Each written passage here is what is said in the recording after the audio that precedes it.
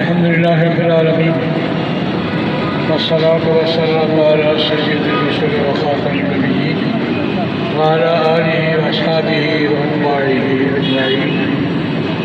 یہ بڑی خوشی کی بات ہے کہ جناب نبی کریم صلی اللہ علیہ وسلم کی ذات گرامی حضرات انبیاء کرام علیہم الصلوات والتسلیمات کے ناموس اور عزت کے ساتھ بیداری بڑھ رہی ہے، اور آج اس بیداری کی اظہار کے لیے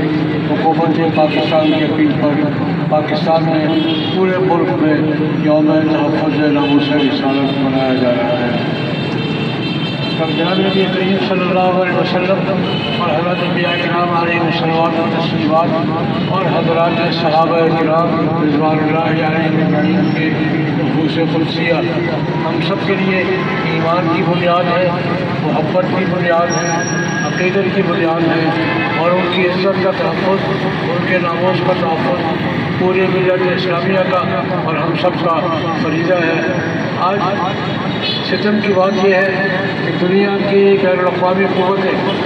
ایک عام شہری کی عزت کو بے عزت قرار دیتی ہیں، اور ایک عام شہری کی حد تک کو توہین اور جرم کو قرار دیتی ہیں، لیکن انبیاء کرام علیہم الصلوات والتسلیمات کے ناموس کے تحفظ کے لیے دنیا میں بین الاقوامی سطح پر کوئی قانون نہیں ہے، اور وہ مستحقات رسول کے خلاف سب سے زیادہ مشتبہ بن کر سامنے آتے ہیں۔ اس لیے ہماری پہلی ذمہ داری یہ ہے کہ تمام مسلمان حکومتیں، بالخصوص حکومت پاکستان، عالمی سطح پر اقوام متحدہ میں بین الاقوامی اداروں میں توہین رسالت کو جرم قرار دینے کی پیشکش کریں، اور وہاں یہ تسلیم کروائیں کہ جس طرح ایک عام شہری کی توہین جرم ہے، حضرات انبیاء کرام علیہم الصلوات اور تسلیمات میں سے کسی بھی بزرگ کی، خصوص جناب نبی کریم صلی اللہ علیہ وسلم کی توہین یہ بھی جرم ہے، بلکہ یہ ڈبل جرم ہے۔ ایک جرم یہ ہے کہ مقدس شخصیت،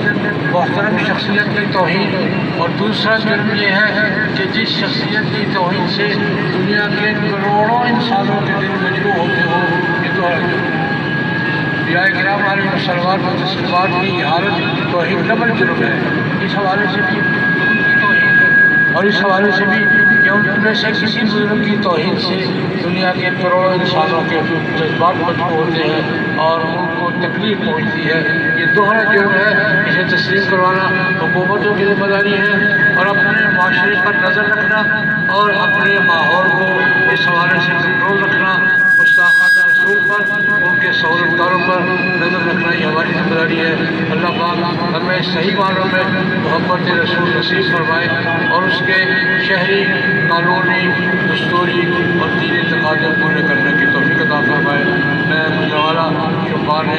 نبوت کے دوستوں کو مبارکباد دیتا ہوں جنہوں نے یہ کیمپ لگایا اور ان لوگوں کے جذبات کے اظہار کا ایک ذریعہ اختیار کیا۔ اللہ پاک سب کو اجر جزیل عطا فرمائے۔ اللہ